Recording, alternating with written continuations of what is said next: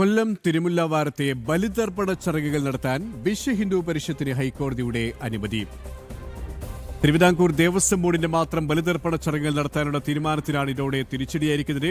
VHP ബലിതർപ്പണ ഭൂമി സംരക്ഷണ trust എന്നിവർക്കിവിടെ മാനദണ്ഡങ്ങളുടെ ക്രമീകരണങ്ങൾ നടത്താമെന്നും ഹൈക്കോടതി ഉത്തരവിട്ടു. വിശദാംശങ്ങളുമായി മനോജ് ചേരുകയാണ്. മനോജ്, ഇവിടെ ബലിതർപ്പണത്തിനെത്തുന്ന വിശ്വാസികൾക്ക് ദേവസ്വം ബോർഡ് ഒരുക്കുന്ന ആ ഒരു സൗകര്യങ്ങൾ ഒട്ടും പര്യാപ്തമായിരുന്നില്ല.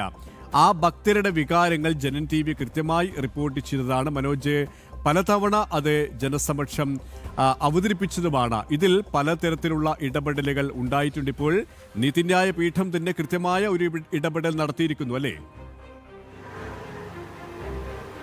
തീർച്ചയായും ആശ്വാസകരമാകുന്ന ഒരു ഉത്തരവ് തന്നെയാണ് ഹൈക്കോടതിയുടെ ഭാഗത്തു നിന്നുണ്ടാകുന്നത്. അതായത് ഈ ബലിതർപ്പണ ദിനത്തിൽ തിരുമുല്ലവാരത്ത് സ്വന്തം നിലയിൽ എല്ലാ ക്രമീകരണങ്ങളും ഒരുക്കാമെന്നുള്ള ദേവസ്വം ബോർഡിൻ്റെ ഒരു നീക്കം, അത് നേരത്തെ കഴിഞ്ഞ വർഷം എല്ലാവരും കണ്ടതാണ്. അവിടേക്ക് എത്തിയ ഭക്തരെ സംബന്ധിച്ചിടത്തോളം വലിയ നിരാശ ഉളവാക്കുന്നതും അതോടൊപ്പം തന്നെ കണ്ണീരോടെ മടങ്ങേണ്ടി വന്ന ഒരു സാഹചര്യവും ഉണ്ടായിരുന്നു.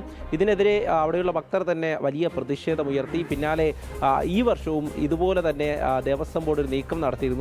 ഒറ്റയ്ക്ക് തന്നെ എല്ലാ ചടങ്ങുകളും നടത്താമെന്നുള്ള ഒരു ആവശ്യവുമായി. പക്ഷേ അതിനെതിരെ അവിടെ ഉള്ള ഹൈന്ദവ സംഘടനകളും അതോടൊപ്പം തന്നെ ഈ ട്രസ്റ്റും അടക്കം ഹർജി ഫയൽ ചെയ്തു. കൃത്യമായും ഹൈക്കോടതി ഇക്കാര്യം നിരീക്ഷിച്ചിരുന്നു. അതിലെ ഉത്തരവ് ഇറങ്ങിയിരിക്കുന്നത് ഈ സന്നദ്ധ സംഘടനകളെയും അതോടൊപ്പം തന്നെ ഈ VHP ഉൾപ്പെടെയുള്ള ഹൈന്ദവ സംഘടനകളെയും ഈ മാനദണ്ഡത്തിന് വിധേയമാക്കുക എന്നുള്ളതാണ്.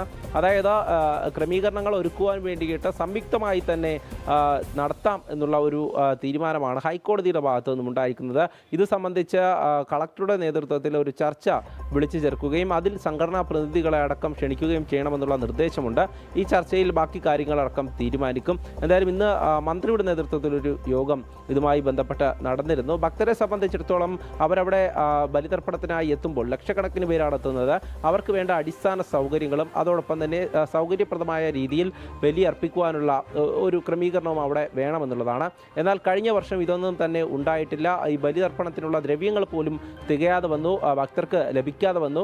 അപ്പോൾ അവർക്ക് തന്നെ വലിയ തരത്തിലുള്ള നിരാശ പ്രകടിപ്പിച്ചിരുന്നു. ഇത്തവണ ഈ വരുമാനം ലക്ഷ്യമാക്കിയുള്ള ദേവസ്വം ബോർഡിന്റെ നീക്കത്തിനെതിരെ നേരത്തെ തന്നെ ഭക്തർ രംഗത്ത് വന്നിരുന്നു. അത് നമ്മൾ റിപ്പോർട്ട് ചെയ്തതുമാണ്. എന്തായാലും ഭക്തരെ സംബന്ധിച്ചിടത്തോളം വലിയ ആശ്വാസകരമാകുന്ന ഒരു ഉത്തരവാണ് ഹൈക്കോടതിയുടെ ഭാഗത്തു നിന്നും ഉണ്ടായിട്ടുള്ളത്.